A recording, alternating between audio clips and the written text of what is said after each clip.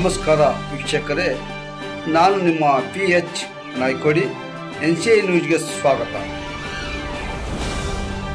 ನಮಸ್ತೆ ವೀಕ್ಷಕರೇ, ರಾಯಚೂರು ಜಿಲ್ಲೆಯ ಹುಣಸಿಹಾಳಹುಡೆ ಗ್ರಾಮದಲ್ಲಿ ಜರುಗಿದ ಹಾಲುಮತ ಧರ್ಮ ಹಾಗೂ ಪರಿಸರ ಜಾಗೃತಿ ಶ್ರಾವಣ ಯಾತ್ರೆ ಶ್ರೀ ಕಾಗಿನೆಲೆ ಮಹಾಸಂಸ್ಥಾನ ಕನಕಗುರು ಪೀಠ ತಿಂಥಣಿ ಬ್ರಿಡ್ಜ್ ಪರಮ ಪೂಜ್ಯ ಶ್ರೀ ಸಿದ್ದರಾಮಾನಂದ ಮಹಾಸ್ವಾಮೀಜಿಯವರ ದಿವ್ಯ ಸಾನ್ನಿಧ್ಯದಲ್ಲಿ ಪೂಜ್ಯ ಶ್ರೀ ಲಿಂಗಬೀರ ದೇವರು ಮಹಾಸ್ವಾಮಿಗಳು, ಪೂಜ್ಯ ಶ್ರೀ ಲಕ್ಷ್ಮಣ ತಾತನವರ ಸಮ್ಮುಖದಲ್ಲಿ ಹಾಗೂ ಜಿಲ್ಲಾ ಕುರುಬರ ಸಂಘದ ಅಧ್ಯಕ್ಷರಾದ ಶ್ರೀ ಬಸವಂತಪ್ಪನವರು ಸಸಿಗಳನ್ನ ವಿತರಿಸುವ ಮೂಲಕ ಕಾರ್ಯಕ್ರಮಕ್ಕೆ ಚಾಲನೆ ನೀಡಿದರು. ಈ ಸಂದರ್ಭದಲ್ಲಿ ರಾಜ್ಯ ಕುರುಬರ ಸಂಘದ ನಿರ್ದೇಶಕರಾದ ಶ್ರೀ ಮಹದೇವಪ್ಪ ಮಿರ್ಜಾಪುರ್, ಕುರುಬರ ಸಂಘದ ಅಧ್ಯಕ್ಷರಾದ ಶ್ರೀ ಹನುಮಂತಪ್ಪ ವಕೀಲರು ಹಾಗೂ ಪದಾಧಿಕಾರಿಗಳು, ಸರ್ಕಾರಿ ವಕೀಲರಾದ ಶ್ರೀ ರಾಮನಗೌಡರವರು, ವಿವಿಧ ಗ್ರಾಮಗಳ ಗುರು ಹಿರಿಯರು, ಯುವಕರು, ವಿಶೇಷವಾಗಿ ಮಹಿಳೆಯರು ಭಾಗವಹಿಸಿದ್ದರು. ಹಲವಾರು ಗಣ್ಯರು ಪೂಜ್ಯರ ಮಾತನಾಡಿದರು.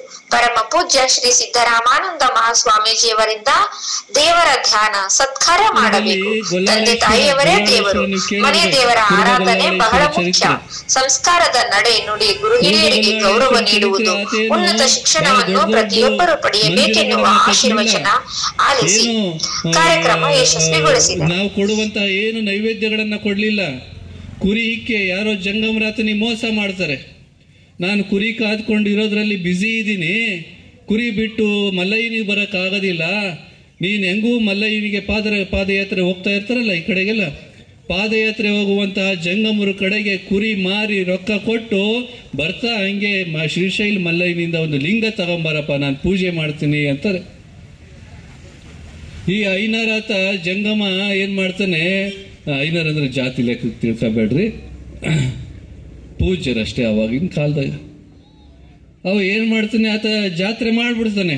ಶ್ರೀಶೈಲಕ್ಕೆ ಹೋಗಿರೋ ಜಾತ್ರೆ ಹಬ್ಬದಲ್ಲಿ ಆ ಕುರುಬಗೊಲ್ಲಾಳೇಶ್ವರ ರೊಕ್ಕ ಕೊಟ್ಟಿರೋದನ್ನ ಮರೆತು ಅದನ್ನೂ ರೊಕ್ಕ ತನ್ನ ಮನೆಗೆ ಖರ್ಚು ಮಾಡ್ಕೊಂಡು ಜಾತ್ರೆ ಮಾಡ್ಕೊಂಡು ವಾಪಸ್ ಬರ್ತಾ ಇರ್ತಾನೆ. ಇಲ್ಲಿ ಗೊಲ್ಲಾಳೇಶ್ವರ ಕುರಿ ಕಾದ್ಕೊಂಡು ಇದೇ ದಾರಿಗೆ ಮತ್ತೆ ಜಂಗಮೈ ಬರ್ತಾನೆ ಅಂತ ಹಗಲು ರಾತ್ರಿ ಕಾದ್ಕೊಂಡು ಅಂತ ಕುಂತಿರ್ತಾನೆ. ಜಂಗಮ ಬರ್ತಾನೆ. ಬಂದಾಗ ದೂರದಿಂದ ನೋಡ್ತಾನೆ, ಓ ಅವಾಗ ನಪ್ಕ ಬರುತ್ತಾನೆ ಜಂಗಮ್ಮನಿಗೆ. ಎಲ್ಲ ರೊಕ್ಕ ಇಸ್ಕೊಂಡು ಹೋಗಿದ್ದೆ, ಈತನ ಲಿಂಗನೇ ತಂದು ಕೊಡ್ಲಿಲ್ಲ, ಏನ್ ಮಾಡೋದು? ಆತ ಹೋದಾಗ ಕೇಳ್ತಾನೆ ಅಂತಂದ್ಬಿಟ್ಟು ಆ ಕಡೆ ಈ ಕಡೆ ನೋಡ್ತಾನೆ. ಅಲ್ಲೇ ಕುರಿ ಈಕೆಯಲ್ಲಿ ಒಂದು ದೊಡ್ಡ ಈಕೆ ತಗೊಂಡ್ತಾನೆ. ದೊಡ್ಡ ಈಕೆ ತಗೊಂಡು ಕೈ ಮುಚ್ಕೊಂಡು ಬರ್ತಾನೆ.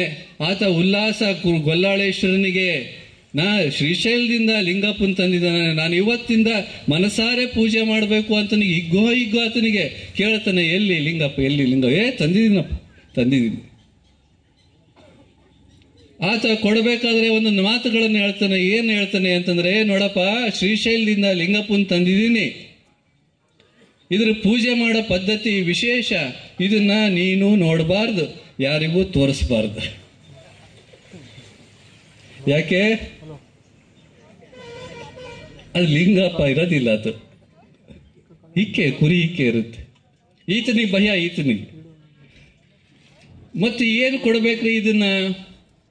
ನೀನು ನೋಡಬಾರ್ದು, ಮಂದಿಗೂ ತೋರಿಸಬಾರ್ದು, ನೀನೇನೇನು ಊಟ ಮಾಡ್ತೀಯ ಎಲ್ಲವನ್ನ ಅದು ಸ್ವೀಕಾರ ಮಾಡುತ್ತಪ್ಪ, ನೀನು ನೈವೇದ್ಯ ಮಾಡಿ ಪೂಜೆ ಮಾಡ್ಕೊಂಡು ಹೋಗು ಅಂತಂದ್ಬಿಟ್ಟು ಹೇಳಿದಂತ ಸಂದರ್ಭದಲ್ಲಿ ಆ ಗೊಲ್ಲಾಳೇಶ್ವರ ಅದನ್ನೇ ನಂಬ್ಕೊಂಡು ಕೈಯಾಗೆ ಮುಚ್ಕೊಂಡು ಇಟ್ಕೊಂಡಿದ್ದಾನೆ. ಎಲ್ಲಿಡಬೇಕು ತಾನು ನೋಡಂಗಿಲ್ಲ, ಮಂದಿಗೂ ತೋರಿಸಂಗಿಲ್ಲ ಅಂತಂದ್ರೆ ಮನೆಗೆ ಒಯ್ಯಂಗಿಲ್ಲ ಆತ. ಮತ್ತೆ ಯೋಚನೆ ಮಾಡಿ ಏನ್ ಮಾಡ್ತಾನೆ, ಕುರಿ ಇಕ್ಕೆ ತಿಪ್ಪೆ ಇರುತ್ತೆ, ಅಲ್ಲಿ ಯಾರು ಬರೋದಿಲ್ಲ, ಯಾರು ನೋಡೋದಿಲ್ಲ. ಬೇರೆ ಕಡೆಗೆ ಇಟ್ಟರೆ ಯಾರಾದ್ರೂ ನೋಡ್ತಾರೆ, ಕುರಿ ತಿಪ್ಪೆಗೆ ಯಾರಾದ್ರೂ ಬಂದು ನೋಡ್ತಾರೇನು? ಆತನೂ ಶಾಣೆ ಇದ್ದು ಮತ್ತೆ ಕುರಿ ತಿಪ್ಪೆಯಲ್ಲಿ ಹೋಗಿ ಹುಗಿದು ಇಡ್ತಾನೆ. ಇಟ್ಟು ಏನು ಅಡವೆಗಿರುವಂತ ಎಲ್ಲ ಫಲಪುಷ್ಪಗಳನ್ನ ತಂದೇನೋ, ಹಾಕಿದ್ನೇನೋ, ಪೂಜೆ ಮಾಡಿದ್ನೇನೋ, ಕುರಿ ಹಾಲೆಲ್ಲ ತಗೊಂಬಂದೇನೋ, ತಾನು ಕುಡಿಯೋದು ಬಿಟ್ಟು ಮನೆ ಕೊಡೋದು ಬಿಟ್ಟು ಎಲ್ಲ ಆ ತಿಪ್ಪೆಗೆ ಒಯ್ದೇನೋ. ತಿಪ್ಪೆ ಎಷ್ಟು ಒಯ್ದ್ರು ಕುಡಿಯುತ್ತದೆ. ನಮ್ಮ ಅಪ್ಪ ಬಹಳ ಹಸುವಾಗಿದ್ದಾನೆ. ಶ್ರೀಶೈಲ ಮಲ್ಲಯ್ಯನಿಗೆ ಯಾರು ಕೊಟ್ಟಿಲ್ಲೇನೋ ಅನ್ನೋ ಲೆಕ್ಕಕ್ಕೆ ಎಲ್ಲ ತಿಪ್ಪೆಗೆ ಹಾಕಿದ್ರೆ ಮತ್ತೆ ಕುಡಿಯೋದು. ಹಿಂಗೆ ಆತನ ಪೂಜೆ ನಡೀತತೆ. ಇಷ್ಟು ಭಕ್ತಿ ಆತನ ಮೇಲೆ, ಶ್ರೀಶೈಲ ಮಲ್ಲಯ್ಯನ ಮೇಲೆ.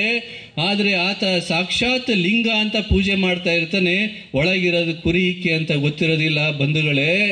ಅವರಪ್ಪ ಒಂದ್ಸರಿ ಹೇಳ್ತಾನೆ, 2 ಸರಿ ಹೇಳ್ತಾನೆ, ಎಲೆ ಹುಚ್ಚ, ಅದು ತಿಪ್ಪೆಗೆ ಯಾರಾದ್ರೂ ಪೂಜೆ ಮಾಡ್ತಾರೇನೋ, ತಿಪ್ಪೆಗೆ ಹಾಲಾಗ್ತಾರೇನೋ, ದಡ್ಡಿದೀಯ ನೀನು ಅಂತಂದ್ಬಿಟ್ಟು ಕುರಿ ಇಕ್ಕೆಯ ತಿಪ್ಪೆಯನ್ನ ಕೆದರೋದಕ್ಕೆ ಹೋಗುವಂತ ಸಂದರ್ಭದಲ್ಲಿ ಅಪ್ಪನನ್ನೇ ಇಷ್ಟು ಮೈ ಮರೆತಿರ್ತಾನೆ ದೇವರಲ್ಲಿ.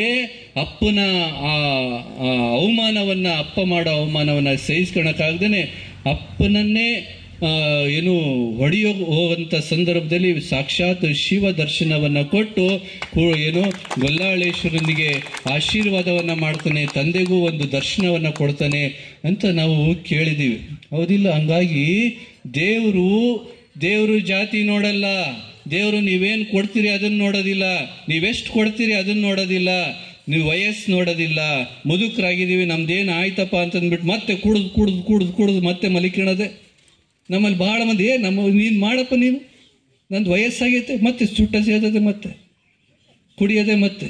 ಹಂಗಲ್ಲಪ್ಪ, ವಯಸ್ಸಾದಾಗೂ ಸಹಿತನ ನೀವು ದೇವ್ರ ಮೇಲೆ ನಿಷ್ಠೆ ಇಲ್ಲ, ಧರ್ಮದ ಕಡೆಗೆ, ತ್ಯಾಗದ ಕಡೆಗೆ ಭಾವನೆ ಇಲ್ಲ ಅಂತಂದ್ರೆ ನಿನ್ನದು ಎಂತ ಜನ್ಮನಪ್ಪ? ಎಲ್ಲ ಮಾಡಿದ ಮೇಲೂ ಸಹಿತನ ಧರ್ಮದ ಕಡೆಗೆ ಮನಸ್ಸು ಬರಬೇಕಾ? ಹಾಗಾಗಿ ನೀವೆಲ್ಲ ಇಲ್ಲಿ ಹಿರಿಯರಿದ್ದೀರಿ, ದೇವರು ನಮಗೆ ದೂರ ಅಲ್ಲ, ದೇವರು ಯಾರಿಗೂ ದೂರ ಅಲ್ಲ, ತಾಯಿ ಅಷ್ಟೇ ಸಮೀಪ ಅಂತ ಅಂದ್ಬಿಟ್ಟು ಎಲ್ಲ ಧರ್ಮ ಗ್ರಂಥಗಳು ಹೇಳ್ತಾವೆ. ಬಂಧುಗಳೇ, ಮನುಷ್ಯನ ಜನ್ಮ ಬಹಳ ಶ್ರೇಷ್ಠವಾದ್ದು.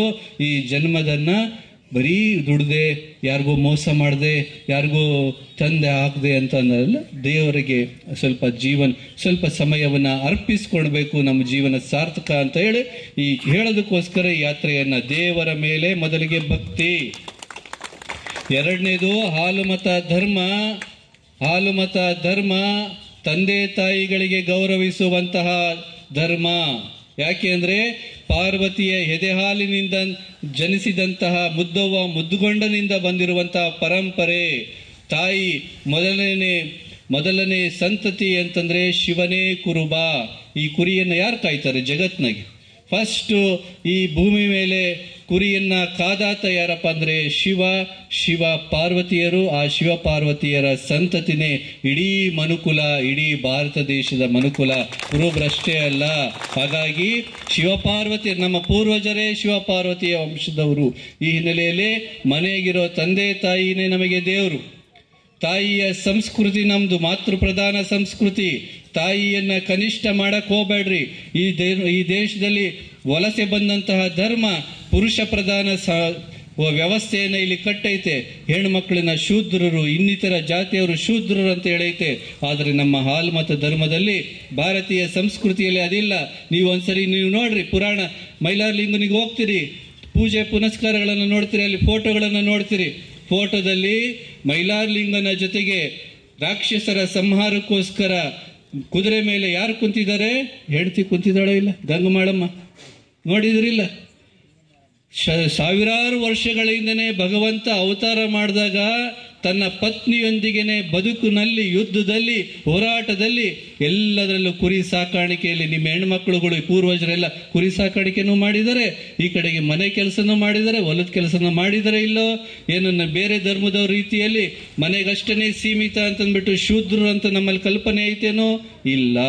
ಹಾಗಾಗಿ ಹೆಣ್ಣು ಮಕ್ಕಳಿಗೆ ಸಮಾನತೆ ಕೊಟ್ಟಂತಹ, ಹೆಣ್ಣು ಮಕ್ಕಳನ್ನ ದೇವತೆಯ ಸ್ಥಾನದಲ್ಲಿ ಕೊಟ್ಟು ಪೂಜಿಸುವಂತಹ ನಮ್ಮ ಧರ್ಮದಲ್ಲಿ ಹೆಣ್ಣು ಮಕ್ಕಳಿಗೆ, ತಾಯಿಗೆ ಅವಮಾನ ಮಾಡಕ್ ಹೋಗ್ಬೇಡ್ರಿ. ತಂದೆ ತಾಯಿಗೆ ಪೂಜೆ ಮಾಡುವಂಥದ್ದು, ಏನೋ ಗೌರವಿಸುವಂಥದ್ದು, ಅವರ ಋಣದಲ್ಲಿ ಇರ್ತಕ್ಕಂತಹ ಒಂದು ಸಂಪ್ರದಾಯವನ್ನು ನೀವು ಬೆಳೆಸ್ಕೋಬೇಕು.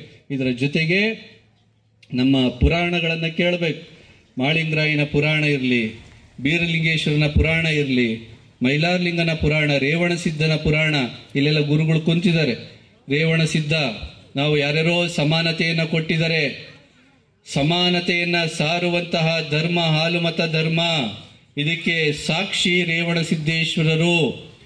11ನೇ ಶತಮಾನದಲ್ಲಿ ಎಲ್ಲಾ ಜಾತಿ ಜನಾಂಗದವರಿಗೆ, ಕುಲ 18 ಜಾತಿಯವರಿಗೆ ಮಠವನ್ನ ಕಟ್ಟಿ ಗುರುಗಳನ್ನ ಮಾಡಿ ಎಲ್ಲಾ ಜಾತಿ ಜನಾಂಗದವರಿಗೆ ಧಾರ್ಮಿಕ ಸ್ವಾತಂತ್ರ್ಯವನ್ನ ಕೊಟ್ಟು ಈ ಜಗತ್ತಿನಲ್ಲಿ ಸಮಾನತೆಯನ್ನ ಸಾರಿದಂತಹ ಮೊದಲನೇ ಪುರುಷ ರೇವಣಸಿದ್ದೇಶ್ವರ. ನೀವು ಕೊಲ್ಲಿಪಾಕಿ ಇಲ್ಲಿ ಸಮೀಪ ಬೇಕಿದ್ರೆ ನೀವು ಹೋಗಿ ನೋಡು, ಎಲ್ಲಾ ಮಠಗಳು ಅಲ್ಲಿ ಇದಾವೆ. ಎಲ್ಲಾ ಜಾತಿಯ ಮಠಗಳು 10-11ನೇ ಶತಮಾನದಲ್ಲೇ ಕಟ್ಟಿದ್ದಾರೆ. ಇಂಥ ಶಕ್ತಿ ನಿಮಗೆ ಗೊತ್ತಿರಬೇಕು. ಈ ಒಂದು ಏನು ಧಾರ್ಮಿಕ ವ್ಯವಸ್ಥೆಯ ಬಗ್ಗೆ ನಮಗೆ ಕಲ್ಪನೆ ಇರಲಿಲ್ಲ ಅಂತಂದ್ರೆ ನಮಗೆ ಕೀಳರಿಮೆ ಬರ್ತತೆ. ಕೀಳರಿಮೆಯನ್ನು ಬಿಟ್ಟು ಏನು ಮನುಷ್ಯನ ಜೀವನದ ಸಾರ್ಥಕತೆಯ ಕಡೆಗೆ ನಾವು ಹೋಗಬೇಕಾಗಿದೆ. ಇದರ ಜೊತೆಗೆ ಇವತ್ತು ಸಮಾಜದಲ್ಲಿ ನಾವು ಜೀವನ ಮಾಡ್ತೀವಿ, ಹಲವಾರು ಜಾತಿ ಜನಾಂಗದವ್ರ ನಡುವೆ ಜೀವನ ಮಾಡ್ತೀವಿ. ನಮ್ಮ ಬಹುತೇಕ ಹಲವಾರು ಸಮುದಾಯಗಳಿಗೆ ಇವತ್ತಿನವರೆಗೆ ಜಾತಿಗೆ ತಕ್ಕಂತೆ ರಾಜಕೀಯ ಸ್ಥಾನಮಾನಗಳು ಸಿಕ್ಕಿಲ್ಲ. ಕೇವಲ ಕುರುಬರಿಗಷ್ಟೇ ಅಲ್ಲ, ಹಲವಾರು ಸಮುದಾಯದವರಿಗೆ ಇವತ್ತು ಮೀಸಲಾತಿ ಬಂದೈತೆ ಅಂತಂದ್ಬಿಟ್ಟು ನಾಯಕ ಜನಾಂಗದವರು, ಬೇಡ ಜನಾಂಗದವರು ಇವತ್ತು ಮೀಸಲಾತಿಯ ಹಿನ್ನೆಲೆಯಲ್ಲಿ ಸ್ಥಾನಮಾನಗಳನ್ನು ಪಡೆದಿದ್ದಾರೆ. ಮೀಸಲಾತಿನೇ ಇರಲಿಲ್ಲ ಅಂದ್ರೆ ಅವ್ರನ್ನೂ ಸಹಿತ ಮತ್ತಷ್ಟು ಕನಿಷ್ಠವಾಗಿರಬೇಕಾದಂಥ ಪರಿಸ್ಥಿತಿ ಬಂದಿತ್ತು. ಹೀಗಾಗಿ ರಾಜಕೀಯ ಸ್ಥಾನಮಾನವನ್ನ ಪಡೆಯೋದಕ್ಕೋಸ್ಕರನ ನೀವು ಸಮುದಾಯದಲ್ಲಿರುವಂತಹ ಇಲ್ಲಿ ಯಾರೋ ಗ್ರಾಮ ಪಂಚಾಯಿತಿ ನಿಂದಿರ್ತಾರೆ, ಯಾರೋ ತಾಲೂಕ್ ಪಂಚಾಯಿತಿ ನಿಂದಿರ್ತಾರೆ, ಯಾರೋ ಜಡ್ಪಿ ನಿಂದಿರ್ತಾರೆ, ಯಾರೋ ಎಲ್ಲೋ MLA ನಿಂದಿರ್ತಾರೆ. ನನಗೆ ಸಂಬಂಧ ಇಲ್ಲ ಅಂತಂದ್ಬಿಟ್ಟು ಮತ್ತೆ ಮನೆಗೆ ಕುಂತ್ರೆ ನಿಮ್ಮ ಕಷ್ಟಗಳನ್ನು ಯಾರೂ ಪರಿಹರಿಸೋದಿಕ್ಕೆ ಬರೋದಿಲ್ಲಪ್ಪ. ನಿಮ್ಮ ಅಣ್ಣತಮ್ಮದಿರನೇ ನಿಮ್ಮ ಕಷ್ಟ ಪರಿಸೋದಿಕ್ಕೆ ಬರೋದು. ಏನು ಕೆಟ್ಟ ಸಂದರ್ಭದಲ್ಲಿ ಅಣ್ಣತಮ್ಮದಿರನೇ ಬರೋದು. ಹಾಗಾಗಿ ಯಾರು ರಾಜಕೀಯದಲ್ಲಿ ಬೆಳೀತಾರೆ, ಯಾರು ವ್ಯವಹಾರದಲ್ಲಿ ಬೆಳೀತಾ ಇದ್ದಾರೆ, ಯಾರು ಸಂಘಟನೆಯಲ್ಲಿ ಬೆಳೀತಾ ಇದ್ದಾರೆ, ಅವರ ಜೊತೆಗೆ ನಿಲ್ಲುವಂತಹ ಕೆಲಸವನ್ನ ನಾವು ಮಾಡಲೇಬೇಕಾಗೈತೆ. ನಾವು ಇವತ್ತು ನಮ್ಮ ದುಡಿಮೆ ನಮ್ಮ ಬದುಕು ಇಲ್ಲ. ನಿಮ್ಮ ದುಡಿಮೆ ನಿಮ್ಮ ಬದುಕಿನ ಜೊತೆಗೆ ರಾಜಕೀಯ ಶಕ್ತಿ. ಇವತ್ತು ಸಿದ್ದರಾಮಯ್ಯನವರು ಆಗಿದ್ದಾರೆ ಮುಖ್ಯಮಂತ್ರಿ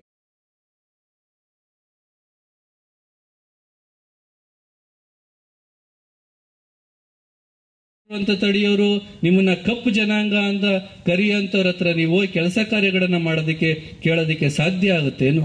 ಆಗಕ್ಕೆ ಸಾಧ್ಯ ಇಲ್ಲ. ಈ ಹಿನ್ನೆಲೆಯಲ್ಲಿ ಸಮಾಜದಲ್ಲಿ ಒಂದು ಕಡೆಗೆ ಧರ್ಮದಲ್ಲಿ ಮತ್ತೊಂದು ಕಡೆಗೆ ಸಮಾಜದಲ್ಲಿ ಚೆನ್ನಾಗಿರ್ಬೇಕು ಅಂತಂದ್ರೆ ಸಂಘಟನೆ ಬಹಳ ಮುಖ್ಯ. ಹಾಗಾಗಿ ನಿಮ್ಮ ತಾಲೂಕಿನಲ್ಲಿ, ನಿಮ್ಮ ಜಿಲ್ಲೆಯಲ್ಲಿ ಯಾರೇ ಜನಪ್ರತಿನಿಧಿಗಳಾಗೋದಕ್ಕೆ ಪ್ರಯತ್ನವನ್ನ ಮಾಡ್ತಾರೆ ಎಂದಾಗ ಅವರ ಜೊತೆಗೆ ನಿಲ್ಲುವಂತಹ ಧರ್ಮ ನಿಮ್ಮೆಲ್ಲರದು ಆಗಬೇಕು ಅನ್ನುವಂತಹ ಮಾತನ್ನ ಹೇಳೋದಕ್ಕೋಸ್ಕರ ಈ ಯಾತ್ರೆ ಬಂದಿರತಕ್ಕಂಥದ್ದು. ಒಂದು ಕಡೆಗೆ ಧರ್ಮ, ಇನ್ನೊಂದು ಕಡೆಗೆ ರಾಜಕೀಯ, ಇನ್ನೊಂದು ಕಡೆಗೆ ಶಿಕ್ಷಣದ ಬಗ್ಗೆ ಈಗೆಲ್ಲ ಹೇಳಿದ್ರು.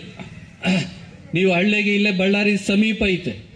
ಬಳ್ಳಾರಿ ಸಮೀಪ ಇದ್ರೂ ಸಿರುವಾರದಲ್ಲಿ ಅಂತ ವಿದ್ಯಾವಂತರ ಮುಖಗಳು ನಾವು ಕಾಣ್ತಾನೆ ಇಲ್ಲ. ಗಂಡು ಮಕ್ಕಳು ಹೆಣ್ಮಕ್ಕಳಲ್ಲಿ 5 ಕಿಲೋಮೀಟರ್ 6 ಕಿಲೋಮೀಟರ್ ಐತಿ.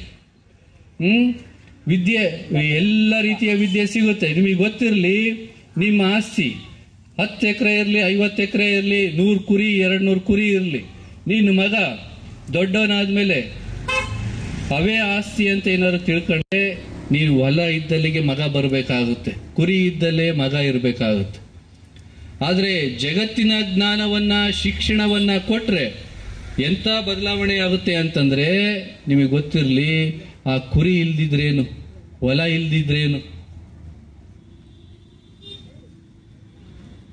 ಆತ ಬಳ್ಳಾರಿ ಬಿಟ್ಟು, ನಿಮ್ಮ ಸಿರುವಾರ ಬಿಟ್ಟು, ಅಮೆರಿಕದಲ್ಲಿ, ಬೆಂಗಳೂರಿನಲ್ಲಿ, ಡೆಲ್ಲಿಯಲ್ಲೂ ಸಹಿತನ ಶಿಕ್ಷಣ ಕಲ್ತಾತ ಬದುಕಬಲ್ಲ, ಆಸ್ತಿ ಮಾಡಬಲ್ಲ. ಯಾಕೆ ಅಂದ್ರೆ ಆತನಿಗೆ ಪ್ರಜ್ಞೆ ಇರ್ತೈತೆ. ಶಿಕ್ಷಣದಲ್ಲಿ ಅಷ್ಟು ಶಕ್ತಿ ಐತಿ. ಶಿಕ್ಷಣ ಇರಲಿಲ್ಲ ಅಂತಂದ್ರೆ ಯಾರಿಗ್ಯಾರೋ ಮೋಸ ಮಾಡ್ತಾರೆ. ಅಣ್ಣತಮ್ಮದಿರೇ ಬಿಡೋದಿಲ್ಲ. ನಿಮ್ಮಲ್ಲಿ ನೋಡ್ತಿರತ್ತಲ್ಲ, ಸ್ವಲ್ಪ ತಮ್ಮ ಸುಮಾರು ಇದ್ದ ಅಂತಂದ್ರೆ ಅಣ್ಣನೇ ಆತನ ಆಸ್ತಿ ಲಪ್ಟಾಯಿಸ್ಬಿಡ್ತಾನೆ. ಇಷ್ಟು ಸ್ವಾರ್ಥಿ ಮನುಷ್ಯ. ಹಂಗಾಗಿ ಪ್ರತಿಯೊಬ್ಬರು ಶಿಕ್ಷಣವಂತರಾಗಬೇಕು. ಪ್ರತಿಯೊಬ್ಬರೂ ಸಹಿತ ತಮ್ಮ ಹಕ್ಕುಗಳ ಬಗ್ಗೆ ಪ್ರಜ್ಞೆಯನ್ನ ಹೊಂದಬೇಕು. ಇದಕ್ಕೋಸ್ಕರನೇ ಎಲ್ಲರೂ ಶಿಕ್ಷಣವಂತರಾಗಬೇಕು, ಸಂಸ್ಕೃತಿವಂತರಾಗಬೇಕು, ರಾಜಕೀಯ ಸ್ಥಾನಮಾನಗಳನ್ನ ಪಡಿಬೇಕು. ಇದರ ಜೊತೆಗೆ ಇವತ್ತು ಗಿಡಗಳನ್ನು ತಂದಿದ್ದೀನಿ ಬಂಧುಗಳೇ. ಗಿಡಗಳು, ನಾವು ಎಷ್ಟೇ ರೊಕ್ಕ ಇರಲಿ, ಆರೋಗ್ಯ ಬೇಕು ಅಂತಂದ್ರೆ ಪರಿಸರ ಮುಖ್ಯ. ಇವತ್ತು ಹಿಂದಿನ ಕಾಲದಲ್ಲಿ ನೀರು ರೊಕ್ಕ ಕೊಟ್ಟು ಕುಡಿತಾರೆ ಅಂತಂದ್ರೆ ಹಳ್ಳಿ ಮಂದಿ ನಗ್ತಿದ್ರು. ಹಂಗೆ ನಗ್ತಿದ್ರು. ರೊಕ್ಕ ಕೊಟ್ಟು ನೀರು ಕುಡಿತಾರೆ ಅಂದ್ರೆ ನಗ್ತಿದ್ವಿ ನೀವೇನೆ. ಇವತ್ತು ಮನೆಗೂ ಸಹಿತನ ರೊಕ್ಕ ಕೊಟ್ಟು ನೀರು ಕುಡಿತಾರೆ. ನೀವು ರೈತರಿದ್ದೀರಿ, ನಿಮಗೆಲ್ಲರಿಗೂ ಜವಾಬ್ದಾರಿ ಬೇಕು. ನನ್ನ ಮಗ ಮುಂದಿನ ದಿನಗಳಲ್ಲಿ ಬೆನ್ನಿಂದೆ ಸಿಲಿಂಡರ್ ಇಟ್ಕೊಂಡು, ಮೂಗಿಗೆ ಕವಚ ಹಾಕೊಂಡು ಒಳ್ಳೆ ಗಾಳಿ ಬೇಕು ಅಂತಂದ್ಬಿಟ್ಟು ರೊಕ್ಕ ಕೊಟ್ಟು ಗಾಳಿ ಕುಡಿಯಂಗ ಆಗಬಾರ್ದು. ಮಳೆ ಬೆಳೆ ಇವತ್ತು ಸರಿಯಾದ ಸಮಯಕ್ಕೆ ಬರ್ತಾ ಇಲ್ಲ. ಅದಕ್ಕೆ ಕಾರಣ ದೇವರ ಶಾಪ ಅಲ್ಲ, ಮನುಷ್ಯ ಮಾಡ್ಕೊಂಡಿರೋ ಅನಾಹುತ. ಹಾಗಾಗಿ ಗಿಡ ಮರ ಎಲ್ಲಿರ್ತವೆ ಅಲ್ಲಿ ಅಂತರ್ಜಲ ಹೆಚ್ಚುತ್ತೆ, ಅಲ್ಲಿ ಮಳೆ ಸಕಾಲಕ್ಕೆ ಬರ್ತೈತೆ, ಅಲ್ಲಿ ಒಳ್ಳೆ ಗಾಳಿ ಸಿಗುತ್ತೆ. ಈ ಹಿನ್ನೆಲೆಯಲ್ಲಿ ಪರಿಸರದ ಬಗ್ಗೆ ಜಾಗೃತಿಯನ್ನ ನಾವೆಲ್ಲರೂ ಸಂಸ್ಕೃತಿವಂತರಾದ್ರೆ ಮನುಷ್ಯನ ಕುಲದಲ್ಲಿ ಗೌರವ, ಪರಿಸರ ಇದ್ರೆ ಆರೋಗ್ಯಕ್ಕೆ ಅನುಕೂಲ ಆಗುತ್ತೆ ಅನ್ನೋ ಕಾರಣಕ್ಕೋಸ್ಕರ ನಾನು ಗಿಡವನ್ನ ಸುಮಾರು 20 ವರ್ಷದಿಂದ ಈ ಕಾರ್ಯಕ್ರಮ ಮಾಡ್ಕೊಂಡು ಬಂದಿರತಕ್ಕಂಥದ್ದು. ಸುಮಾರು 5 ವರ್ಷ ನನಗೆ ಆರಾಮಿರ್ಲಿಲ್ಲ. ನಾನು ಹೇಳಿದ್ರಲ್ಲ, ನನಗೆ ಒಂದಲ್ಲ ಕಿಡ್ನಿ, 2 ಸರಿ ಕಿಡ್ನಿ ಆಪರೇಷನ್ ಆಗಿರೋದು. ಇಬ್ರು, ಒಬ್ಬ ಎತ್ತು ತಾಯಿ ಒಂದ್ಸರಿ ಕೊಟ್ರೆ ಒಬ್ರು ಭಕ್ತರು ಕಿಡ್ನಿ ಕೊಟ್ಟಿರ್ತಕ್ಕಂಥದ್ದು. ಕಿಡ್ನಿಗಳನ್ನ ಹಾಕಿಸ್ಕೊಂಡು ಮತ್ತೆ ನಿಮ್ಮ ನಡುವೆ ಬಂದಿದ್ದೀವಿ, ನೀವು ಮೆರವಣಿಗೆ ನಡ್ರಿ. ಬಹಳ ಹೊತ್ತು ನಾವು ಮೆರವಣಿಗೆಗೂ ಇರಂಗಿಲ್ಲ, ಸಭೆ ಸಮಾರಂಭಗಳಲ್ಲೂ ಅವಕಾಶನೇ ಇಲ್ಲ. ಮತ್ತೆ ಇದು ಕಿಡ್ನಿನೂ ಹೋಯ್ತಂದ್ರೆ ಹಾಕ್ಸಿಕೊಳ್ಳಕ್ಕೆ ಅವಕಾಶಗಳೇನೇ ಇಲ್ಲ. ಹಾಗಾಗಿ ನಮ್ಮ ಕಳಕಳಿ ಏನು ಅಂತಂದ್ರೆ, ನಿಮ್ಮ ಧರ್ಮ ಭಂಡಾರ ಏನೈತಿ, ಭಂಡಾರ ಬಿಡಕ್ ಹೋಗ್ಬೇಡ. ಯಾರೋ ಮುಸಲ್ಮಾನರು ನೀವು ನೋಡ್ಬೇಕು, ಮುಸಲ್ಮಾನರು ಗಡ್ಡ ಬಿಟ್ಕೊಂಡು ಟೋಪಿ ಹಾಕೊಂಡು ತಮ್ಮ ಧರ್ಮ ಏನೋ ಶುಕ್ರವಾರ ಬಂತು ಅಂದ್ರೆ ನಮಾಜ್ ಮಾಡ್ತಾರೆ, ತಮ್ಮ ಮಕ್ಕಳನ್ನು ಕರ್ಕೊಂಡು ಹೋಗ್ತಾರೆ. ಆಯ್ತವಾರ ಬಂತು ಅಂತಂದ್ರೆ, ಸೋಮವಾರ ಬಂತು ಅಂದ್ರೆ ವೀರಶೈವರು ಲಿಂಗಪ್ಪನ ಪೂಜೆ ಮಾಡ್ತಾರೆ, ಸ್ನಾನ ಮಾಡ್ತಾರೆ, ಬಸವಣ್ಣನ ಗುಡಿಗೆ ಹೋಗ್ತಾರೆ. ಬ್ರಾಹ್ಮಣರು ದಿನನಿತ್ಯ ಸಂಧ್ಯಾ ವಂದನೆಗಳನ್ನ ಮಾಡ್ತಾರೆ, ತಮ್ಮ ಮಕ್ಕಳಿಗೆ 5 ಗಂಟೆಗೆ ಎಬ್ಬಿಸಿ ಶ್ಲೋಕಗಳನ್ನ ಕಳಿಸ್ತಾರೆ. ನೀವೇನು ಮಾಡ್ತಾ ಇದ್ದೀರಪ್ಪ ಅಂತ ಕೇಳೋದಕ್ಕೋಸ್ಕರ ಬಂದಿರೋದು. ನಮ್ಮ ಮಕ್ಕಳನ್ನ 8 ಗಂಟೆ ತನಕ ಮಲಗಿಸ್ತಾರ್ರಿ. ಹಿಂದಿನ ಕಾಲದಲ್ಲಿ ನಿಮ್ಮ ತಂದೆ ತಾಯಿ ಮುತ್ತಾತನವರು ಬೆಳಿಗ್ಗೆ ಎದ್ದು ಸೂರ್ಯನ ನೋಡ್ತಿರ್ಲಿಲ್ಲ, ಸೂರ್ಯನಕ್ಕಿಂತ ಮುಂಚೆ ಹುಟ್ಟುವಂತಹ ಕುರುಬೃಚಿಕ್ಕೆ ಅಂತ ಹೇಳ್ತಾರೆ, ಗೊತ್ತಾಯ್ತಾ? ಕುರುಬೃಚಿಕ್ಕೆ ಅಂತ ಮೂಡುತ್ತೆ. ಅದಕ್ಕೆ ಶುಕ್ರ ಗ್ರಹ ಬೆಳಿಗ್ಗೆ 5 ಗಂಟೆಗೆ ಯಾರು ಎದ್ದು ಹೇಳ್ತೀರಿ, ಆ ಕುರುಬೃಚಿಕ್ಕೆ ಎದ್ದು ಯಾರು ನೋಡ್ತಾರೆ ಅವರಿಗೆ ಎಲ್ಲಾ ಕೆಲಸ ಕಾರ್ಯಗಳಲ್ಲಿ ಜಯ ಅನ್ನುವಂಥದ್ದು ಶಾಸ್ತ್ರ. ಆ ಕುರುಬೃಚಿಕ್ಕೆ, ಅದಕ್ಕೆ ಕುರುಬೃಚಿಕ್ಕೆ ಅಂತಾರೆ. ನಾವು ಶುಕ್ರ ಗ್ರಹ ಅಂತ ಕರೀತಾರೆ. ನಾವ್ ಇವತ್ತು ಆ ಕುರುಬೃಚಿಕ್ಕೆ ನಮ್ಮ ಮಕ್ಕಳು ಯಾವು ನೋಡೋದಿಲ್ಲ, ಸೂರ್ಯನೂ ನೋಡೋದಿಲ್ಲ, ಸೂರ್ಯ ಮೆತ್ತಿಗೆರೆದ ಮೇಲೆ ನೋಡ್ತಾವ. ಹಾಗಾಗಿ ಮಕ್ಕಳಿಗೆ ಸಂಸ್ಕಾರ ಕಲಿಸ್ರಪ್ಪ, ನಿಮ್ಮ ಧರ್ಮ ಕಲಿಸ್ರಿ. ಹೆಂಗೆ ವೀರಶೈವರು, ಹೆಂಗೆ ಮುಸಲ್ಮಾನರು, ಹೆಂಗೆ ಬ್ರಾಹ್ಮಣರು, ಜೈನರು, ಬೌದ್ಧರು ತಮ್ಮ ಧರ್ಮವನ್ನ ಮಕ್ಕಳಿಗೆ ಕಲಿಸಿ ಅವರಿಂದನ ಮುಕ್ತಿಯನ್ನ ತಂದೆ ತಾಯಿಗೆ ಯಾವ ಮುಕ್ತಿ ಅಂದ್ರೆ, ಮಕ್ಕಳು ಸಂಸ್ಕಾರವಂತರಾದಾಗಲೇ ಮುಕ್ತಿ, ಆಸ್ತಿವಂತರಾದ ಮುಕ್ತಿ ಅಲ್ಲ. ಸಂಸ್ಕಾರವಂತರಾದಾಗ ಮಾತ್ರನ ತಂದೆ ತಾಯಿಗಳು ನೆಮ್ಮದಿಯಿಂದ ಇರ್ತಾರೆ, ಮುಕ್ತಿ ಸಿಗುತ್ತೆ. ಹಾಗಾಗಿ ಮನೆ ಆಯ್ತವಾರ ಬಂದ್ರೆ ಮದ್ಯಪಾನ ಮಾಂಸಾಹಾರ ಮಾಡಬಾರ್ದು. ಹಾಲು ಮತಸ್ಥರು ಭಂಡಾರ ದಿನನಿತ್ಯ ಹಚ್ಚಬೇಕು. ಮಕ್ಕಳೆಲ್ಲ ಸೋಮಾರಿಗಳಾಗಿದ್ದಾರೆ, ಇವತ್ತು ಕುಡುಕರಾಗಿದ್ದಾರೆ, ಮಾಂಸಾಹಾರಕ್ಕೆ ಚಟಗಳಾಗಿದ್ದಾರೆ. ಅದರಲ್ಲೂ ಬಳ್ಳಾರಿಗೆ 15-20 ವರ್ಷದಲ್ಲಿ ಹುಡುಗರೆಲ್ಲ ವಿಪರೀತ ಸೋಮಾರಿಗಳಾಗಿದ್ದಾರೆ. ಯಾರು 500 ರೂಪಾಯಿ ಕೊಡ್ತಾರೋ ಅವ್ರ ಮನೆ ಬಾಗ್ಲಿಗೆ ನೀವು ಹೋಗಿ ನಿಂದಿರ್ತಾರೆ, ಯಾರು 1000 ರೂಪಾಯಿ ಕೊಡ್ತಾರೆ ಅವ್ರ ಮನೆ ಬಾಗ್ಲಿಗೆ ಹೋಗಿ ನಿಂದಿರ್ತಾರೆ. ಅವರಿಗೂ ಜೈ ಹೊಡಿತಾರೆ, ಇವ್ರಿಗೂ ಜೈ ಹೊಡಿತಾರೆ. ಮತ್ತೆ ಜಗಳದಲ್ಲಿ ಕುಡಿದು ಜಗಳ ಮಾಡ್ಕೊಂಡು ಪೊಲೀಸ್ ಸ್ಟೇಷನ್ಗೆ ಹೋಗುವಂತಹ ಪರಿಸ್ಥಿತಿಗಳು ಬಳ್ಳಾರಿ ಜಿಲ್ಲೆ ಸುತ್ತಮುತ್ತ ಬಹಳ ನಡೆದಿದ್ದಾವಪ್ಪ. ಹಾಗಾಗಿ ಮಕ್ಕಳು ನಮ್ಮ ಮನೆತನದ ಸಂಸ್ಕೃತಿ, ಘನತೆ, ಮರ್ಯಾದೆಯ ಪ್ರತೀಕ. ಮಕ್ಕಳಿಗೆ ದುಡಿಯೋದನ್ನ ಕಲಿಸ್ರಿ. ಏನೇ ದುಡಿಯಪ್ಪ, ನೀನ್ ದುಡಿ. ಹೆಣ್ಮಕ್ಳನ್ನು ಸಹಿತನ ಇವತ್ತು ಎಲ್ಲ ಸೇರಿದ್ರಿ.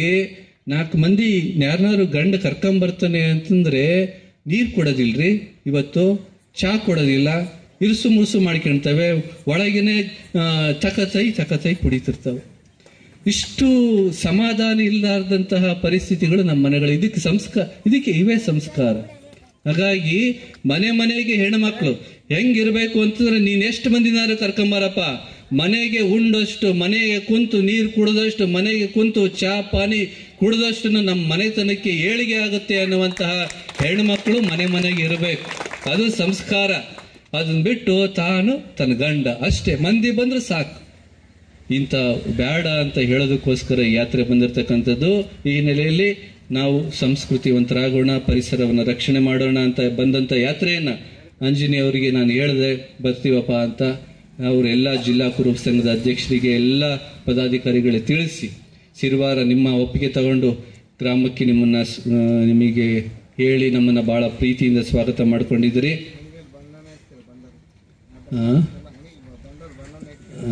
ಅದು ನೋಡ್ರಿ, ಈಗ ಇದು ಹಚ್ಚಬಾರ್ದು. ಇದು ಏನು ನೀವು ಹಣೆ ಮೇಲೆ ಹಚ್ಚಿದ್ರಲ್ಲ, ಅದು ಭಂಡಾರ ಅಲ್ಲ. ಅದು ಪಾಪ ರಾಮಲಿಂಗಪ್ಪನ ನೋಡ್ರಿ, ಹಣೆ ಮೇಲೆ ಅದು ಭಾಳ ಭಕ್ತಿವಂತ, ಸೆಫ್ಟಿಕ್ ಆಗ್ಬಿಟ್ಟೈತೆ.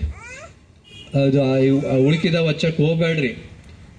ವಿಭೂತಿ ಬೆಳ್ಳಿಗಿರೋದೆಲ್ಲ ವಿಭೂತಿ ಅಲ್ಲ, ಹಳದಿ ಬಣ್ಣ ಇರೋದೆಲ್ಲನ ಭಂಡಾರ ಅಲ್ಲ. ಅದೆಲ್ಲ ಕೆಮಿಕಲ್ಲು ಮಿಕ್ಸ್ ಮಾಡಿರ್ತಾರೆ. ಮನೆಗೆ ಅರಿಶಿನ ಇರ್ತೈತೆ, ಮನೆಗೆ ಅಡಿಗೆ ಯಾಕೆ ಅರಿಶಿನ ತರ್ತಿರಲ್ಲ, ಅದೇ ಅರಿಶಿನೇ ದೇವ್ರ ಕೋಣೆಗಿಟ್ಟು ಅದನ್ನೇ ದೇವರಿಗೆ ಹಚ್ಕೋಬೇಕು, ಹಣೆಗೆ ಹಚ್ಕೋಬೇಕು. ಅದರಿಂದ ದರಿದ್ರ ನಾಶ ಆಗುತ್ತೆ, ಆರೋಗ್ಯ ಸಂಪತ್ತು ಹೆಚ್ಚುತ್ತೆ.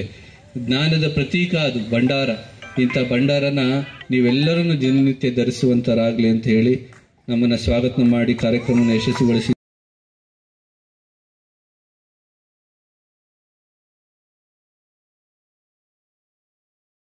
ಮಕ್ಕಳಿಗೆ ಶಾಲೆ ಕಲಿಸ್ಬೇಕು, ನೀವೆಲ್ಲ ಕಲಿಸ್ತಿರ್ತಾರೆ.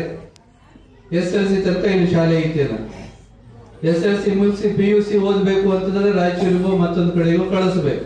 ಅಂಜಬ್ಯಾಡ್ರಿ, ಚೆನ್ನಾಗಿ ಓದ್ತಾಳೆ ಮಗಳು, ಮಗ ಓದ್ತಾನೆ ಅಂದ್ರೆ ಆತ ಎಲ್ಲಿ ಓದ್ತಾನೋ ಅಲ್ಲಿ ಕಲಿಸಿ ಓದೋದನ್ನ ಕಲಿಸ್ರಿ. ದೂರ ಕಳಿಸಿ ಓದೋಷ್ಟು ಮಗ ಸದೃಢ ಆಗ್ತಾನೆ.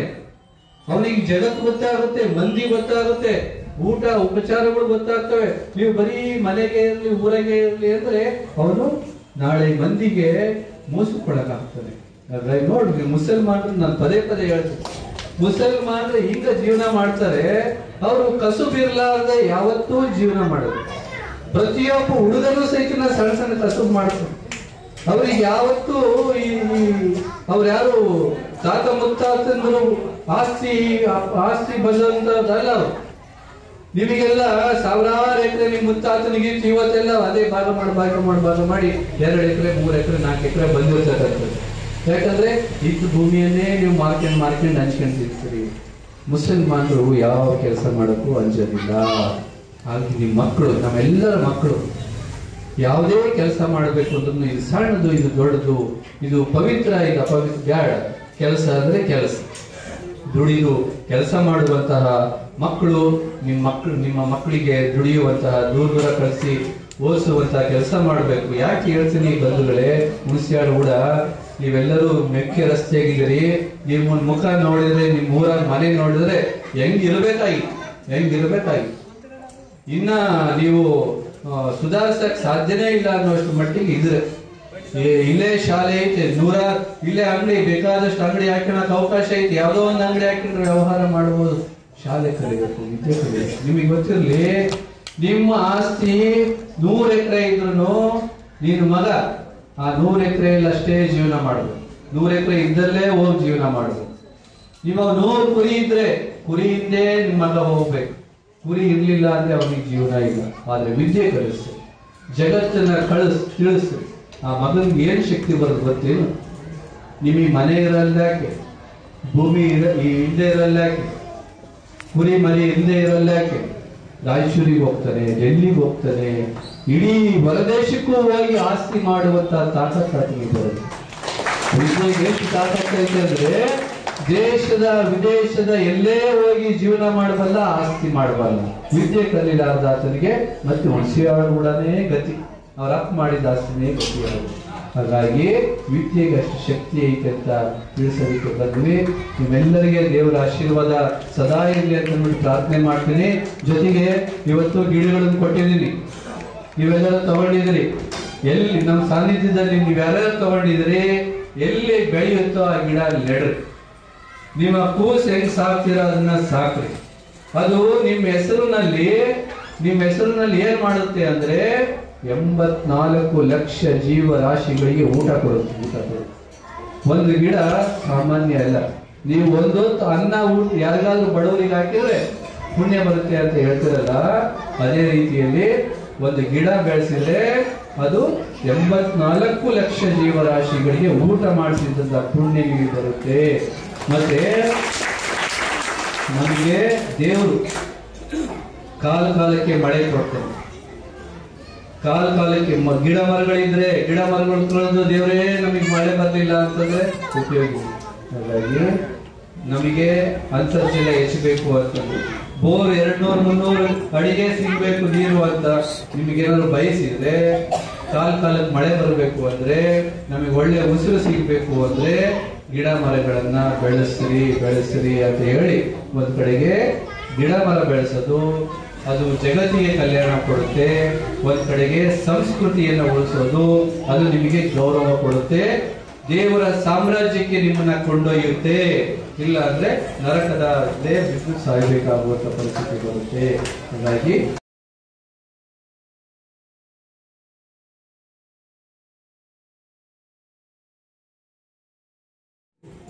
ಹೌದಾ, ರಾಯಚೂರು ಸಮೀಪ ಐತೆ, ಚಟಗಳು ಹೆಚ್ಚು. ಹಳ್ಳಿಗೆ ಇವತ್ತು ಚಟ ಬಹಳ ಆಗ್ಬಿಟ್ಟಿದೆ. ನಾವೆಲ್ಲರೂ ರೊಕ್ಕ ಕೊಟ್ಟು ರೋಗ ತಗೊಳ್ತಾ ಇದೀವಿ,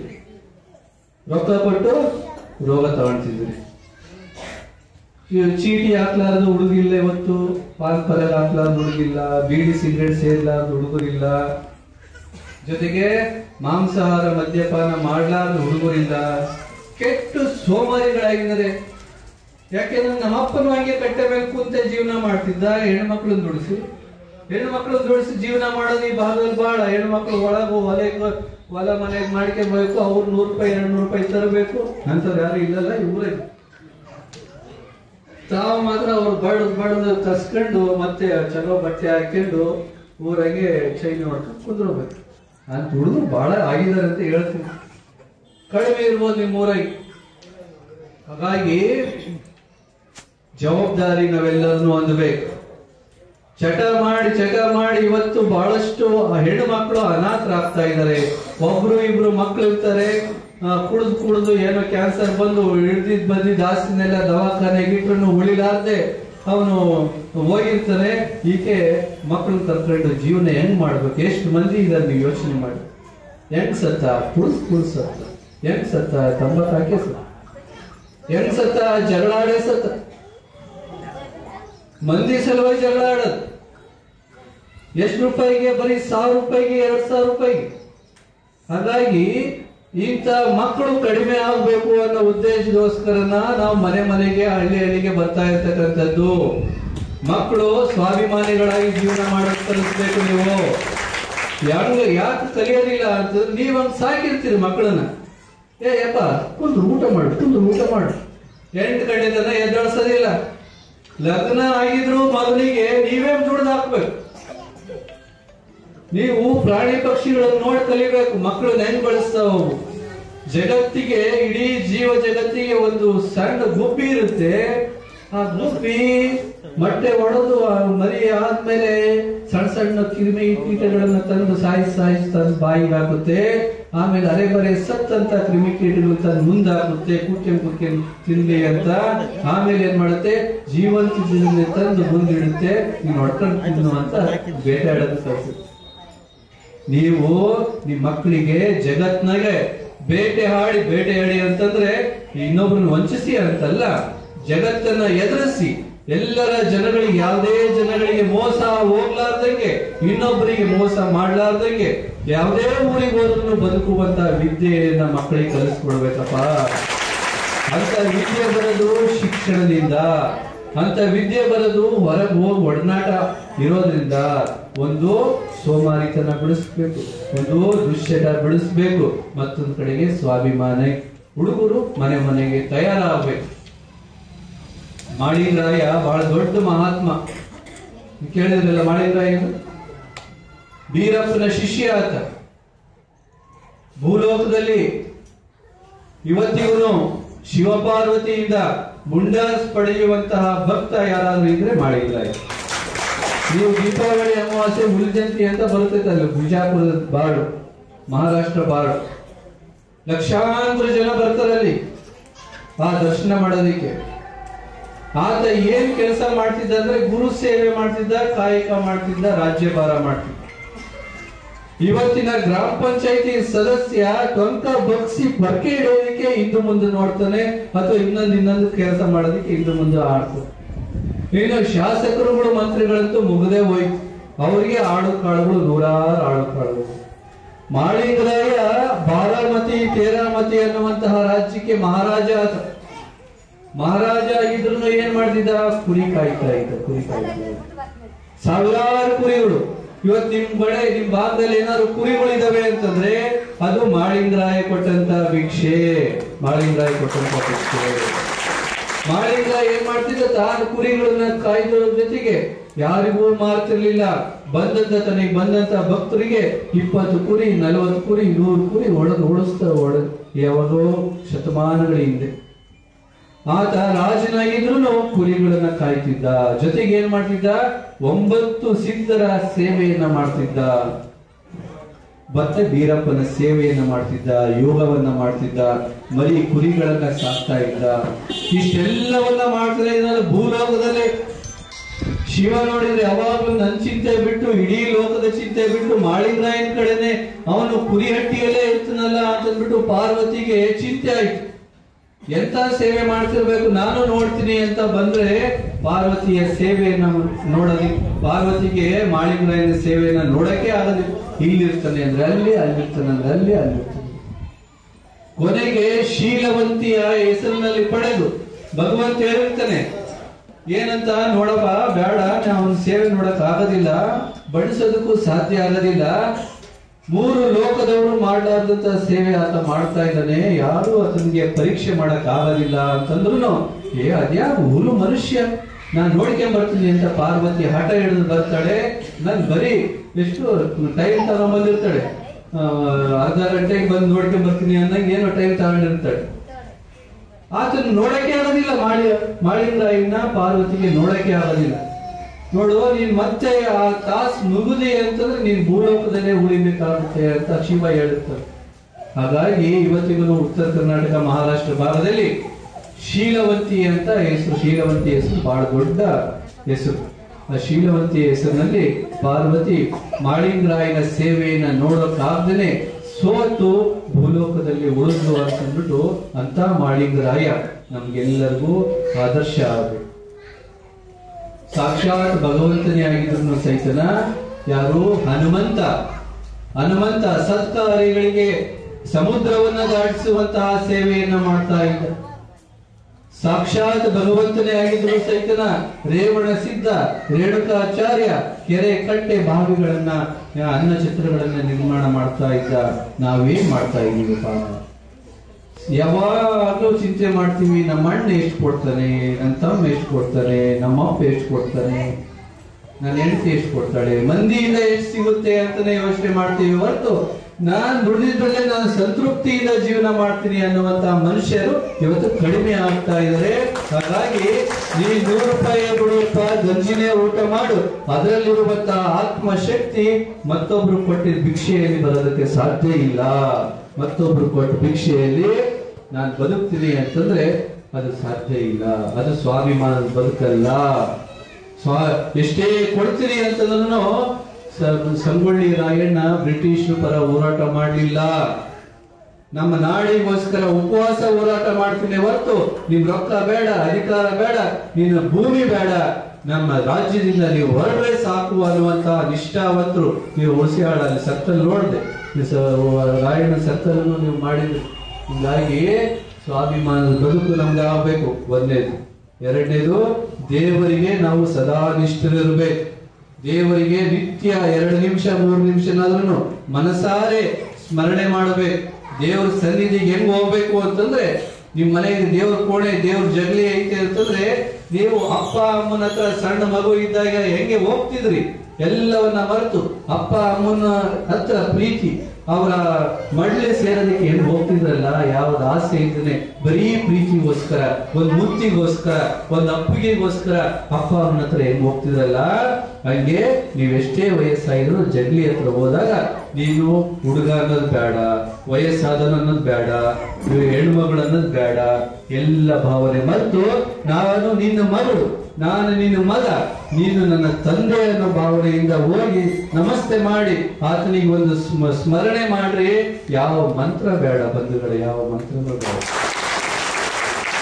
ನಿಮ್ಮನ್ನು ನೀವು ಅರ್ಪಿಸ್ಕೊಳ್ಳದೆ ಮಂತ್ರ. ನಿಮ್ಗೆ ಯಾವ ಭಾಷೆ ಬರುತ್ತೆ ಆ ಭಾಷೆಗೆ ಆತನಿಗೆ ಪ್ರಾರ್ಥನೆ ಮಾಡಿ. ನಿಮಗೇನು ಆಸೆ ಆಕಾಂಕ್ಷೆಗಳಿದಾವೆ ಭಗವಂತ ನಾನು ಸರಿ ಇದ್ರೆ ನನಗೆ ಈಡೇರಿಸುವಂತ ಆತನಿಗೆ ಪ್ರೇಯರ್ ಮಾಡಿ. ಸಾಧ್ಯವಾದ್ರೆ ಕಂಬಳಿ ಮನೆಗೆ ಇಟ್ಕೊಳ್ರಿ. ಕಂಬಳಿ ಮೇಲೆ ಏನು ಸಂಕಲ್ಪ ಮಾಡ್ತೀರಿ, ಪ್ರಾರ್ಥನೆ ಮಾಡ್ತೀರಿ, ಅದು ಯಾವತ್ತಿಗೂ ಭಗವಂತ ಈಡೇರಿಸದೇ ಇರೋದಿಲ್ಲ.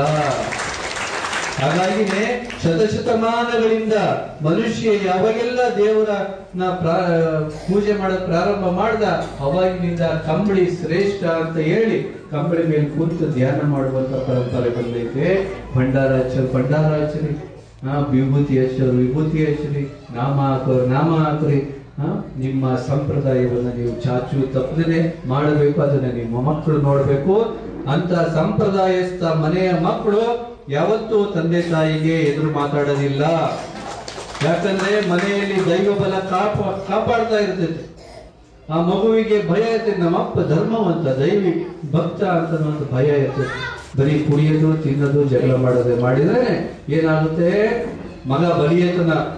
ಮಗ ಬದುಕ ಮೇಲೆ ಏನ್ ಮಾಡ್ತಾನೆ, ಮೂಲೆ ಗುಂಡ್ರಿಸಿ ತನಲ್ಲ ನನಗೆಲ್ಲ ಆಸ್ತಿ ಅಂತಂದ್ಬಿಟ್ಟು ಮಾಡುವಂತ ಪರಿಸ್ಥಿತಿ ಬರುತ್ತೆ. ಹಾಗಾಗಿ ದೈವಿ ಸಂಪ್ರದಾಯ, ಸ್ವಾಭಿಮಾನದ ಬದುಕು, ಜೊತೆಗೆ ಹೆಣ್ಮಕ್ಳು ಹೆಣ್ಮಕ್ಳು ಇವತ್ತು ಸೋಮಾರಿಗಳಾಗಿದೆ. ಹೆಣ್ಮಕ್ಳು ಇವತ್ತು 4 ಗಂಡ ಹೆಂಡತಿ ಇಬ್ಬರೇ ಇರ್ಬೇಕು ಅಂತಾರೆ. ನಾವು ಕುಟುಂಬ ಅಂತಂದ್ರೆ ಹಿಂದೆಲ್ಲ ಇವೆಲ್ಲ ನೋಡ್ತೀವಿ, ಗಂಡ ಹೆಂಡತಿ ಇಬ್ಬರೇ ಇರ್ಬೇಕಂತ ಇವತ್ತಿನ ಹೆಣ್ಮಕ್ಳು. ಹಂಗಲ್ಲ. ಮತ್ತೆ ನಿಮ್ಮ ಹೆಣ್ಮಕ್ಳಲ್ಲಿ ಇಂಥ ಭಾವನೆ ಇರಬೇಕು. ಗಂಡು ಮಕ್ಕಳು ನಿಮ್ಮ ಹೆಣ್ಮಕ್ಳಿಗೆ ಹಿಂಗ್ ಕಲಿಸ್ಬೇಕು.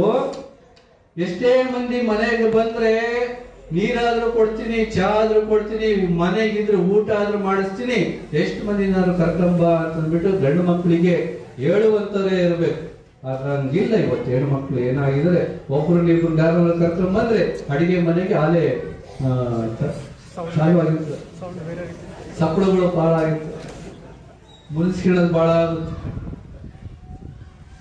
ಬಹಳ ಶ್ರೇಷ್ಠವಾದ ಮನೆಗೆ ಎಷ್ಟು ಮಂದಿ ಉಳ್ತಾರೆ, ಎಷ್ಟು ಮಂದಿ ಸಮಾಧಾನವಾಗಿ ಕೂತು ಹೋಗ್ತಾರೆ, ಅಷ್ಟು ನಿಮ್ಮ ಮನೆತನಕ್ಕೆ ದೈವ ಬಲ ಬರುತ್ತೆ. ದೈವ ಬಲ ಅದು ನಮಗೆ ಗೊತ್ತಿಲ್ಲ. ನಾವು ಇಬ್ರು ಚೆನ್ನಾಗಿದ್ರೆ ದೇವರು ಚೆನ್ನಾಗಿ ಇರ್ತಾನೆ ಅಂತ ನಮ್ಮ ಕಲ್ಪನೆ ಸಾಧ್ಯನೇ ಇಲ್ಲ. ಒಂದಲ್ಲ ಒಂದ್ ಕಡೆಗೆ ತರ್ಕ ಬರೀತಾರೆ. ಅದನ್ನೇ ಬಸವಣ್ಣ ಹೇಳ್ತಾರೆ, ಕೊಡಲಿಲ್ಲದಿದ್ದಡೊಂದು ಗುಣವಿಲ್ಲದಿದ್ದಡೆ ಏನಿ ಬಂದಿರಿ ಹದುಳವಿದ್ದಿರಿ. ಯಾರಾದ್ರೂ ಬಂದವರು ಊರಾಗ ಬಂದವ್ರನ್ನ, ಮನೆಗೆ ಬಂದವ್ರನ್ನ, ಏನಪ್ಪ ಯಾವ ಬಂದ್ರೆ ಆರಾಮಿದ್ದೀರಾ ಅಂತ ಕೇಳಿದ್ರೆ ನಿಮ್ಮ ಏನಿ ಬಂದಿರಿ ಹದುಳವಿದ್ದಿರಿ ಎಂದರೆ ನಿಮ್ಮ ಮೈಸಿರಿ ಹಾರಿ ಹೋಗುವುದೇ. ಬಸವಣ್ಣ ಪ್ರಶ್ನೆ ಮಾಡ್ತಾರೆ, ಅಲ್ಲಪ್ಪ ಬಂದವ್ರನ್ನ ಚೆನ್ನಾಗಿ ಮಾತಾಡಿಸಿದ್ರೆ ನಿಮ್ಮ ಮೈ ಮೇಲಿರುವಂತಹ ಐಶ್ವರ್ಯ ಏನಾದ್ರು ಹಾರ್ಕೊಂಡು ಹೋಗುತ್ತೇನು? ಏನು ಅಲ್ಲಿ ಆಸೆ ಏನಿಲ್ಲ. ಕುಳ್ಳಿರೆಂದರೆ ನೆಲ ಕುಳಿ ಹೋಗುವುದೇ. ಯಾರಾದ್ರೂ ಬಂದ್ರೆ ಬರಪ್ಪ ಕುಡ್ತಾ ಬರೀ ಚಾ ಕುಡಿರಿ ಅಂತಂದ್ರೆ ನಿಮ್ಮ ಮನೆಗೆ ಏನಾದ್ರು ತಗ್ಬಿಡುತ್ತೆ? ತಕ್ಕೇನು ಬಿಡಲ್ಲ. ಕೊಡಲಿಲ್ಲದಿದ್ದಡೊಂದು ಗುಣವಿಲ್ಲದಿದ್ದಡೆ ನೀವೇನೋ ಕೊಡೋದ್ ಬೇಡಪ್ಪ, ಚೆಂದ ಮಾತಾಡಿಸ್ಲಿಲ್ಲ ಅಂದ್ರೆ ಕೆಡಹಿ ಮೂಗ ಕೊಯ್ಯದೆ ಮಾಡ್ಬದೆ ಕೂಡಲ ಸಂಗಮ ದೇವ. ಎಂಥ ಸುಂದರವಾದ ಕೆಡಹಿ ಮೂಗು ಒಂದಲ್ಲ ಒಂದ್ಸರಿ ಬಾರಿಸ್ತಾರೆ ನಿಮಗೆ, ಅವಾಗ ನೀವು ಮಾಡ್ತಂದಿರೂ ಬರೋದಿಲ್ಲ, ಯಾವ ಬಂಧು ಬಳಗನೂ ಬರೋದಿಲ್ಲ. ಹಾಗಾಗಿ ಮನುಷ್ಯನ ಜೀವನ ಚೆನ್ನಾಗಿರ್ಬೇಕು ಅಂದ್ರೆ ದೇವರಿಗೆ ಋಣಿಯಾಗಿರ್ಬೇಕು, ಬಂಧು ಬಾಂಧವನ್ನ ಚೆನ್ನಾಗಿ ನೋಡ್ಕೋಬೇಕು. ನೀವಾದ್ರೂ ಹೆಣ್ಮಕ್ಳು ಊರಾಗಿರೋರು 4 ಮಂದಿ ಮನೆಗೆ ಬಂದ್ರೆ ನಗ್ತ ನಿಮ್ ಮನೆಗೆ ಏನು ಇಲ್ದಿರು ಚೆನ್ನಪ್ಪ, ಚೆನ್ನಾಗಿ ಮಾತಾಡಿ ನೀರು ಕೊಟ್ಟು ಸಾಕು, ಅವರ ತೃಪ್ತಿ.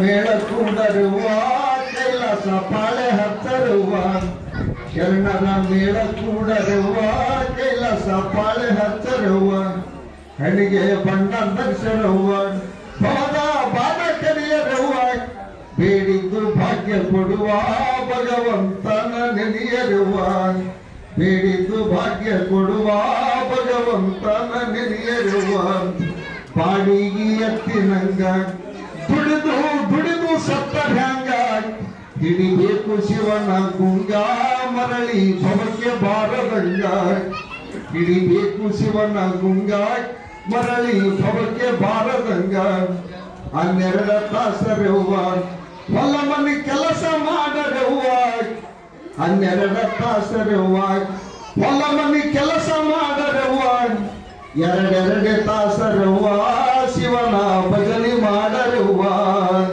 2 ತಾಸರವ್ವ ಶಿವನ ಭಜನೆ ಮಾಡರವ್ವ ದೇವರಿಗೆ ಊರಗವ್ವ ರೇವಣ ಸಿದ್ಧನ ಮಗನವ್ವ ಬಾಳ ತಿಥಿ ಹೇಳನವ್ವ ಮುದ್ದು ಲಿಂಗ ಬೀರನವ್ವ ಬಾಳ ತಿಥಿ ಹೇಳನವ್ವ ಮುದ್ದು ಲಿಂಗ ಬೀರನವ್ವ ಅಕ್ಕ ತಂಗಿಯರ ಕೂಡಿ ಅಕ್ಕನ ಬಳಗ ನೀವು ಮಾಡಿ ಕಲಿತು ಜೋಡಿ ಜೋಡಿ ಒಳ್ಳೆ ಒಳ್ಳೆ ಪದವ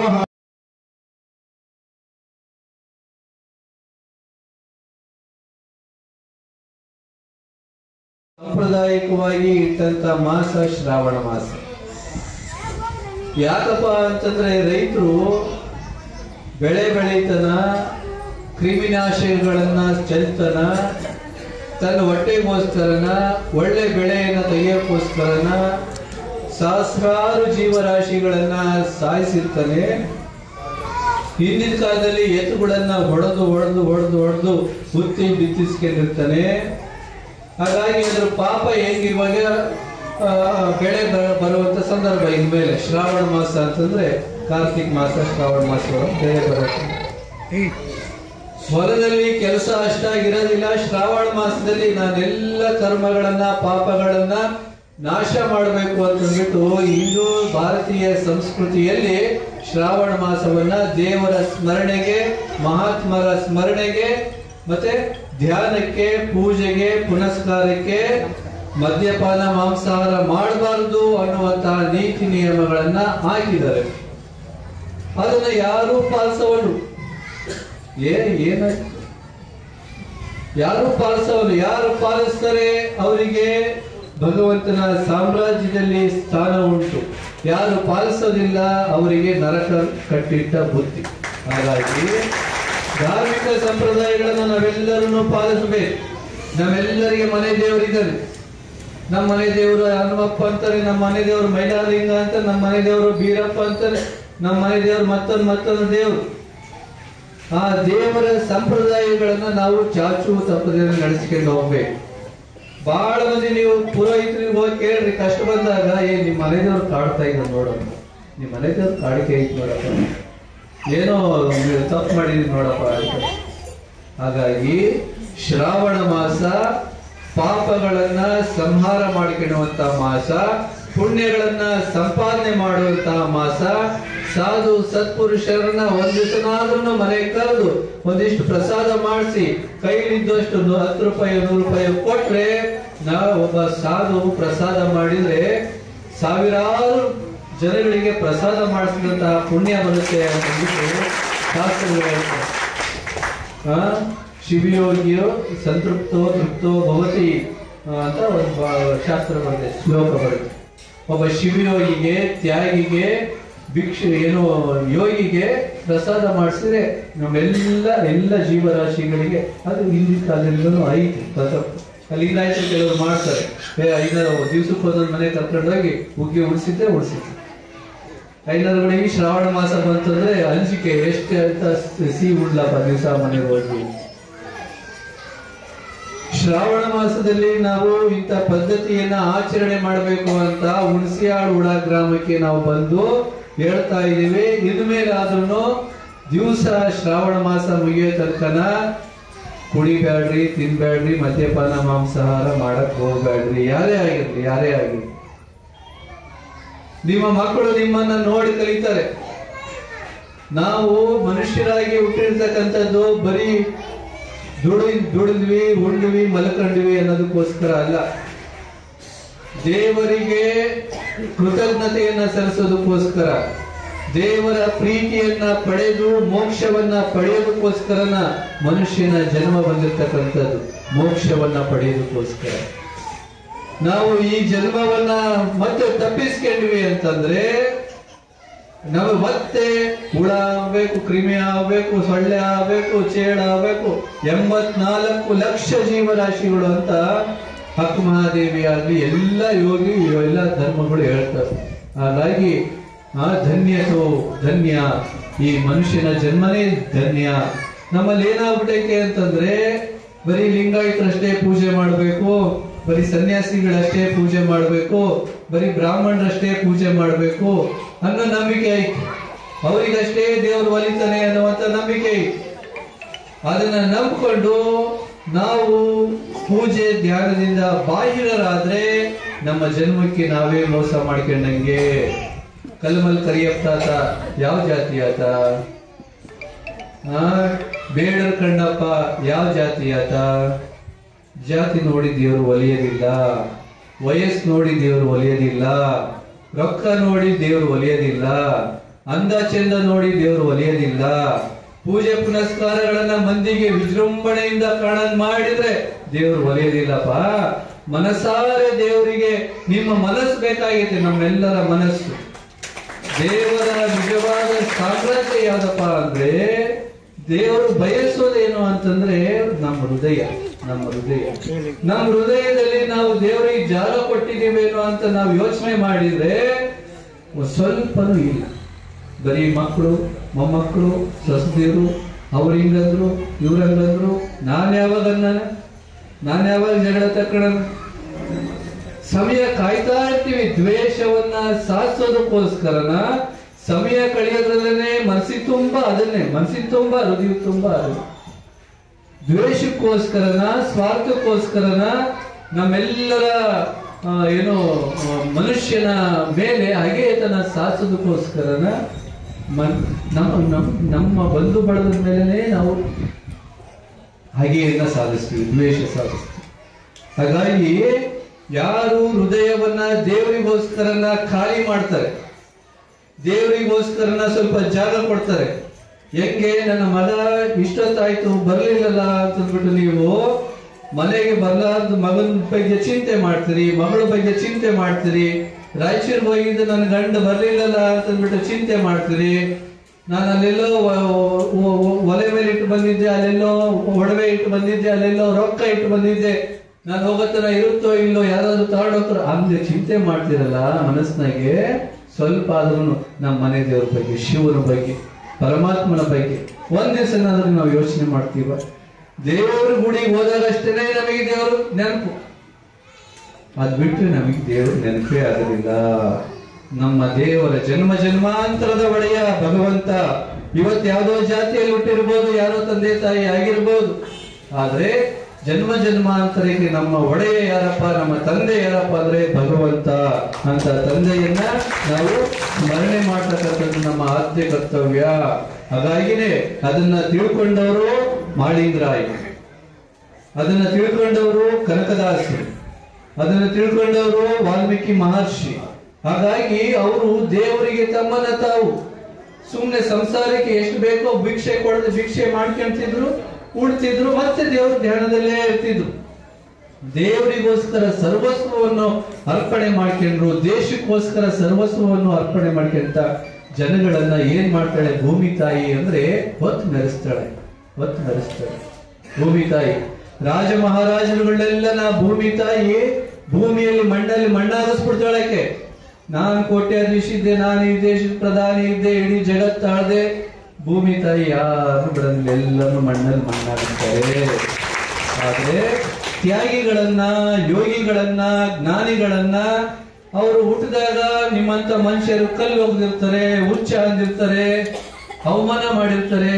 ಅಂತ ತ್ಯಾಗಿಗಳನ್ನ, ಯೋಗಿಗಳನ್ನ ಭೂಮಿ ತಾಯಿ ಶತ್ರುನು ಸಹಿತನ ಅಂತವ್ರನ್ನ ಭೂಮಿ ತಾಯಿ ಏನ್ ಮಾಡ್ತಾಳೆ? ನೀವು ನೋಡಿದ್ರೆ ಅಲ್ಲೆಲ್ಲ ಸರ್ಕಾರಗಳು ನೋಡ್ತೀರಿ, ಅಂಬೇಡ್ಕರ್ ಸರ್ಕಲ್ ನೋಡ್ತೀರಿ, ವಾಲ್ಮೀಕಿ ಸರ್ಕಲ್ ನೋಡ್ತೀರಿ, ಬಸವಣ್ಣ ಸರ್ಕಲ್ ನೋಡ್ತೀರಿ, ಕನಕದಾಸ ಸರ್ಕಲ್ ನೋಡ್ತೀರಿ, ಅಂಬೇಡ್ಕರ್, ಮಡಿವಾಳ ಮಾಚಯ್ಯ ಎಲ್ಲರನ್ನು ಸರ್ಕಲ್ ನೋಡ್ತೀವಲ್ಲ. ತಾಯಿ ಆಕೆಯನ್ನ ಮಣ್ಣಲ್ಲಿ ಮಣ್ಣಾಡ್ಸಲ್ಲ, ಹೊತ್ತು ಮೆರಿತಾಳೆ. ಕಾರಣ ನಾವ್ ಹಂಗಾಗದ್ ಬೇಡಪ್ಪ. ನಮ್ಮ ಮಕ್ಕಳು ನಮ್ಮನ್ನು ಹೊತ್ತು ಮೆರೆಯಿಂದ ಆಗ್ಬೇಕಾ? ನಮ್ಮ ಮಕ್ಕಳಾದ್ರೂ ನಮ್ಮನ್ನು ಹೊತ್ತು ಮೆರೆಸ್ಕೊಂಡ್ರೆ ನಮ್ಮ ಅಪ್ಪ ಇದ್ನಪ್ಪ, ನಮ್ಮಪ್ಪ ಇದ್ದಿದ್ದ ನ್ಯಾಯವಂತಿದ್ದ, ಧರ್ಮವಂತಿದ್ದ, ದಾನ ಮಾಡ್ತಿದ್ದ. ನಮ್ಮ ಮಕ್ಕಳು ನಮ್ಮನ್ನ ತಾವು ಸಾಯತನಾದ್ರೂ ನೆನೆಸ್ಬೇಕು. ತನ್ನ ಮಕ್ಕಳು